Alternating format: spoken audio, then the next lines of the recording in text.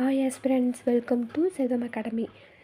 10th Tamil புக்கில் இருக்கிற first lesson அன்னை மொழியே, அதை நம்ம இன்றைக்கி பார்க்க போகிறோம். ஓகேவா? அன்னை மொழியே இதை யார் எழுதினாருன்னு பார்த்தீங்கன்னா பாவலரேறு பெருஞ்சித்திரனார். ஓகேவா? இதை எழுதுனது யார்? பாவலரேறு பெருஞ்சித்திரனார். ஓகேவா? ஃபஸ்ட்டு பாருங்கள், அழகார்ந்த செந்தமிழே. அன்னை மொழியே அழகார்ந்த செந்தமிழே. ஓகேவா? எவ்வளோ ஒரு அன்போடு சொல்லியிருக்காருன்னு பாருங்கள். அன்னை மொழியே அழகார்ந்த செந்தமிழே, முன்னைக்கும் முன்னை முகிழ்த்த நறுங்கனியே, கன்னிக்குமரி கடல் கொண்ட நாட்டிடையில் மன்னி அரசிறந்த மண்ணுலகப் பேரரசே. இதுக்கு என்ன பொருள்னு பார்த்தீங்கன்னா, அன்னை மொழியே, அன்னை மொழியேன்னு என்னது? தாய்மொழி. ஓகேங்களா? அன்னை மொழியே அதாவது தாய்மொழியே. அடுத்த லைன் பாருங்கள், கடல் கொண்ட குமரி கண்டத்தில் நிலைத்து அரசாண்ட மண்ணுலகப் பேரரசே. இதுக்கு என்ன மீனிங் அப்படின்னா, கடல் கொண்ட குமரி கண்டத்தில். ஓகேவா? அதாவது நம்ம குமரி கண்டம் கடலில் மூழ்கிடுச்சு, அது எல்லாருக்குமே தெரியும். அப்படி கடலில் இந்த குமரி கண்டமே மூழ்கினாலும் இன்னும் அந்த தமிழ்மொழி எப்படி இருக்காமா? நிலைத்து தான் இருக்குது. ஓகேவா? குமரி கண்டத்தில் நிலைத்து அரசாண்ட மண்ணுலக பேரரசே. இன்னும் தமிழ்மொழி என்ன ஆகிட்டுருக்கு? அரசாண்டுட்டு தான் இருக்குது. ஓகேங்களா? பாண்டிய மன்னனின் மகளே. சரியா? பாண்டிய மன்னனுடைய மகள். திருக்குறளால் மேன்மை பெருமைக்குரியவளே. திருக்குறளால் அவங்களுக்கு ஒரு மேன்மை கிடச்சிது அப்படின்னு சொல்கிறாங்க.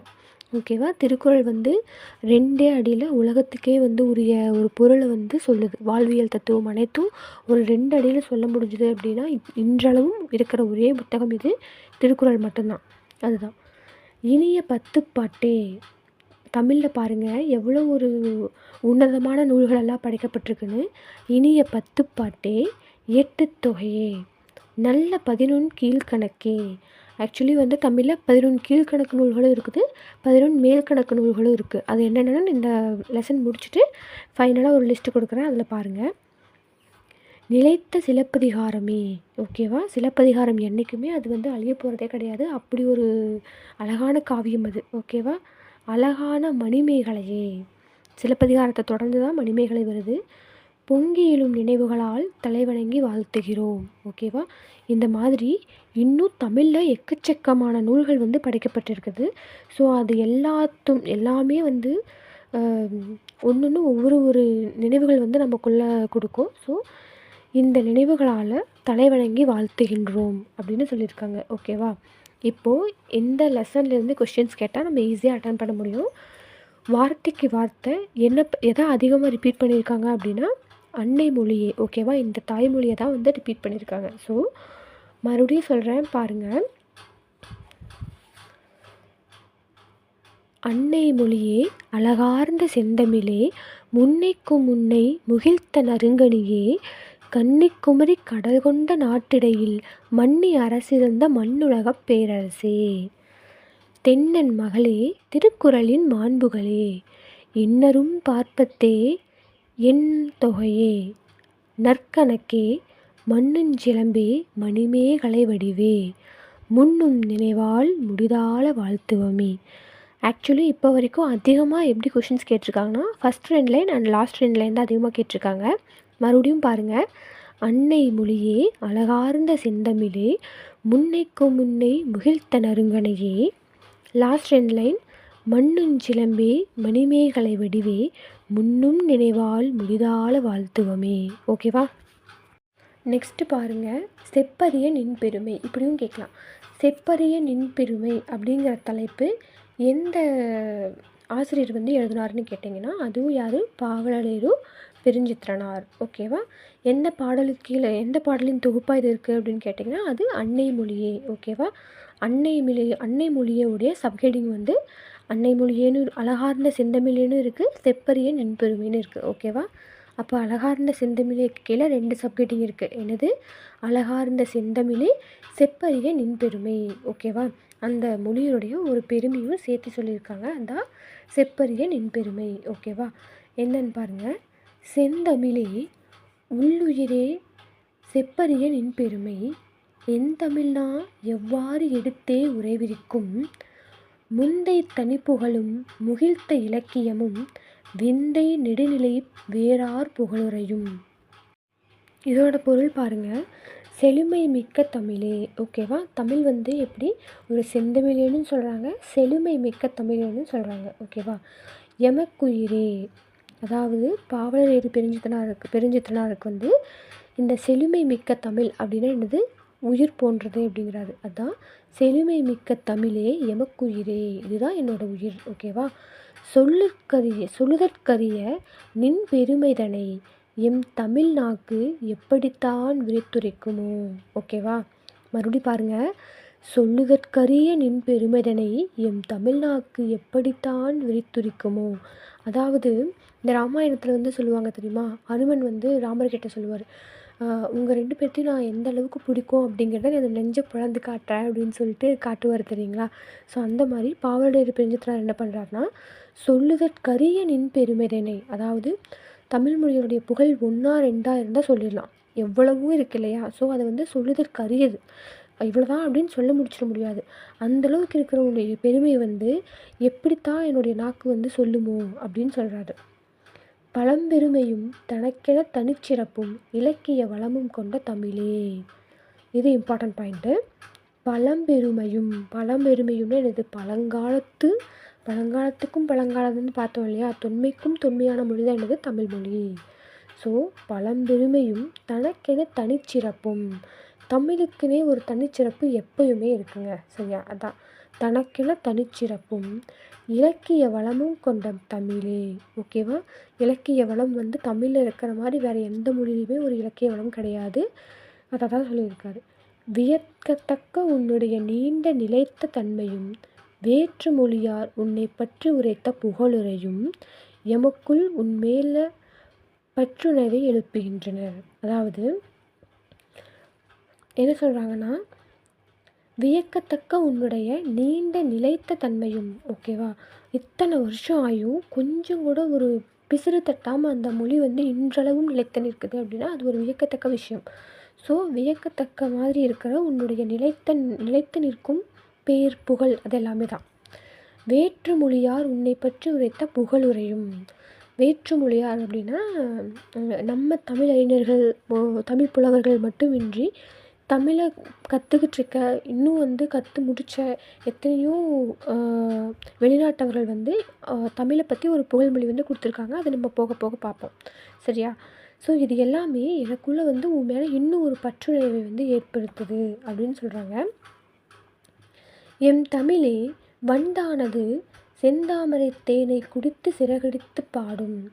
ஓகேவா? அதாவது வண்டு வந்து என்ன பண்ணும் அப்படின்னா, தாமரைப்பூ இருக்குள்ள, செந்தாமரை பூ இருக்குள்ள, அந்த தாமரைப்பூக்குள்ளே போய் தேனை குடித்து சிறகடித்து பாடும். ஓகேவா? சிறகடித்து பாடும் அப்படின்னு சொல்கிறது, அந்த ரீன்னு அந்த வண்டு வந்து ஒரு சவுண்டு எழுப்பிட்டே இருக்கும், அந்த பூவை சுற்றி ரீன்னு சவுண்டு கேட்கும்ல, அந்த மாதிரி அது போன்று நாங்கள் உன்னை சுவைத்து உள்ளத்தில் கனல் மூண்டு உன் பெருமையை எங்கும் முழங்குகின்றோம். ஓகேவா? எல்லாம் ஓகே தான். அது என்ன, உன்னை சுவைத்து உள்ளத்தில் கனல் மூண்டு உன் பெருமையை எங்கும் முழக்குகின்றோம் அப்படின்னா, கனல் அப்படிங்கிறது என்னது, நெருப்பு தீ அந்த மாதிரி சொல்கிறாங்க, நெருப்பு குழம்பு அந்த மாதிரி சொல்கிறாங்க, நெருப்பு தீ. ஓகேவா? கனல்ல என்னது, நெருப்புன்னு சொல்லலாம், இல்லை தீன்னு சொல்லலாம். ஸோ நாங்கள் உன்னை சுவைத்து, அதாவது அந்த தமிழ் மொழியினுடைய அந்த ஒரு பற்று, ஈர்ப்பு, இது எல்லாமே வந்து நம்ம அதை நல்லா அனுபவித்து உள்ளத்தில் கனல் மூண்டு, நம்ம மனசுக்குள்ளே வந்து அந்த தமிழ் நெருப்பு, அந்த தமிழ் அன்பு நெருப்புன்னு சொல்கிறாங்க தெரியுமா, அது நம்ம மனசுக்குள்ளே வந்து அந்த நெருப்பு மூண்டு உன் பெருமையை எங்கும் முழங்குகின்றோம். அந்த நெருப்பு வந்து எல்லா பக்கத்துலேயும் நம்ம வந்து பரப்புகிற மாதிரி தமிழ் மொழியை வந்து நம்ம எல்லா பக்கத்துலேயும் முழங்குகின்றோம் அப்படின்னா பரப்புகிறோம் அந்த மாதிரி சொல்கிறோம். ஓகேங்களா? பரப்புகின்றோம் அந்த மாதிரி சொல்லலாம். ஸோ இவ்வளவு அழகாக யார் சொல்லியிருக்காரு, பாவலரேறு பெருஞ்சித்திரனார். இது வரைக்கும் என்ன பார்த்துருக்கோம், அன்னை மொழி அதாவது தாய்மொழி. நம்ம நூல்வெளி பாருங்கள், பாவலரேறு பெருஞ்சித்திரனாரின் கனிச்சாறு தொகுதி 1 தொகுப்பிலிருந்து இருவேறு தலைப்பில் உள்ள பாடல்கள் தமிழ் தாய் வாழ்த்து, முன்தூற்றும் யாண்டும் பாடமாக இடம்பெற்றுள்ளனர். ஓகேவா? பாவலரேறு பெருஞ்சித்திரனார் வந்து கனிச்சாறு அப்படின்னு ஒரு நூல் வந்து எழுதியிருக்காரு. அதில் ஃபஸ்ட் பார்ட் பார்த்திங்கன்னா, தொகுப்பிலிருந்து கனிச்சாறு அப்படிங்கிற புக்கில் அந்த ஒரு தொகுப்பிலிருந்து பார்ட். ஓகேவா? அந்த பார்ட் இருவேறு தலைப்பில் உள்ள பாடல்கள், ரெண்டு தலைப்பில் இருக்கிற ஒரு பாட்டு வந்து சொல்லியிருக்காங்களாம்மா. என்னென்ன தலைப்புனா, தமிழ்த்தாய் வாழ்த்து, இன்னொன்று முந்தூற்றும் யாண்டும். இது ரெண்டுமே வந்து நமக்கு பாடமாக கொடுத்துருக்காங்க. ஓகேவா? ஸோ பாவலரேறு பெருஞ்சித்திரனார் வந்து கனிச்சாறு அப்படின்ற ஒரு புக் வந்து எழுதியிருக்காரு. அதில் அந்த புக்கில் இருக்கிற ஒரு பார்ட், அதில் வந்து 2 ஹெட்டிங் இருக்குது. அது என்னென்னு பார்த்தீங்கன்னா தமிழ்த்தாய் வாழ்த்து, இன்னொன்று முந்தூற்றும் யாண்டும். ஓகேவா? அது 2 நமக்கு லெசனாக கொடுத்துருக்காங்க. தென்மொழி தமிழ்ச்சிட்டு இதழ்களின் வாயிலாக தமிழ் உணர்வை உலகெங்கும் பரப்பியவர் துரை ராசமாணிக்கம் என்ற இயற்பெயர் கொண்ட பெருஞ்சித்திரனார். ஓகேவா?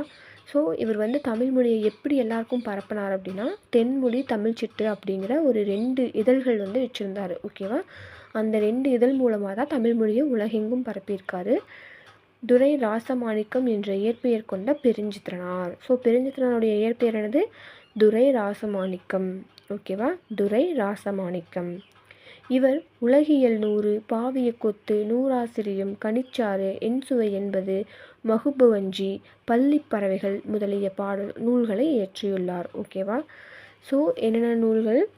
உலகியல் 100, பாவிய கொத்து, நூறாசிரியம், கனிச்சாறு, என்சுவை என்பது, மகுபுவஞ்சி, பள்ளிப்பறவை. ஓகேவா? மொத்தம் 7 நூல்கள் இருக்குது. இந்த 7 எழுதியவர் யாருன்னு கேட்டாங்கன்னா பாவலரேறு பெருஞ்சித்திரனார். இயற்பெயர் என்னன்னு கேட்டாங்கன்னா துரை ராசமாணிக்கம். இவரின் திருக்குறள் மெய்ப்பொருளுரை தமிழுக்கு கருவூலமாய் அமைந்துள்ளது. ஓகேவா? இவருடைய திருக்குறள் மெய்ப்பொருளுரை. ஓகேங்களா? இவர் வந்து நம்ம திருக்குறளின் அந்த லைன் என்னது?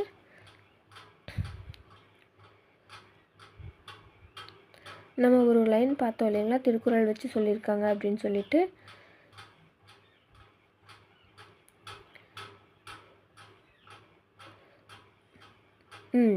திருக்குறளால் மேன்மையான பெருமைக்குரியவளைன்னு சொல்லியிருக்காருல்ல, சரிங்களா? ஸோ வந்து திருக்குறளை எப்படி எழுதியிருக்காருன்னா, திருக்குறள் மெய்ப்பொருளுரை அப்படின்னு தமிழுக்கு கருவூலமாக அமைந்துள்ளது. ஓகேவா? திருக்குறள் மெய்ப்பொருளுரைன்ற ஒரு நூல் வந்து இவர் தமிழுக்கு வந்து கருவூலமாக அமைஞ்சிருக்கு அப்படின்னு சொல்கிறாங்க. இவரது நூல்கள் நாட்டுடைமையாக்கப்பட்டுள்ளன. ஓகேவா? இவருடைய நூல்கள் வந்து நாட்டுடைமையாக்கப்பட்டுள்ளது. ஸோ நல்லா ஞாபகம் வச்சுக்கணும். திருக்குறள்லேருந்து ஒரு கொஷின்ஸ் கண்டிப்பாக கேட்பாங்க. இம்பார்ட்டன்ட் பாயிண்ட்டு, திருக்குறள் மெய்ப்பொருளுரை. திருக்குறள் கிடையாது, திருக்குறள் மெய்ப்பொருளுரை. இதை எழுந்து யாருன்னு கேட்டால் என்னது? பாவலரேறு பெருஞ்சித்திரனார்.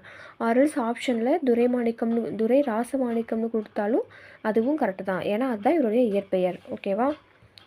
நெக்ஸ்ட்டு கீழே பாருங்கள். கற்பவை கற்றபின் நற்றினை நல்ல குறுந்தொகை 500 ஒத்த பதிற்றுப்பட்டு ஓங்கு பரிபாடல் கற்றறிந்தார் ஏத்தும் கலியோடு அகம்புறமின்று இத்திறந்த 8 தொகை.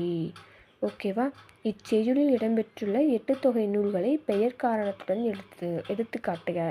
ஸோ இதை என்னன்ட்டு நம்ம பின்னாடி கொஷின்ஸில் பார்க்கலாம். சாகும் போதும் தமிழ் பிடித்து சாக வேண்டும் என்றன் சாம்பலும் தமிழ் மணந்து வேக வேண்டும். இது இம்பார்ட்டன்ட் பாயிண்ட்டு.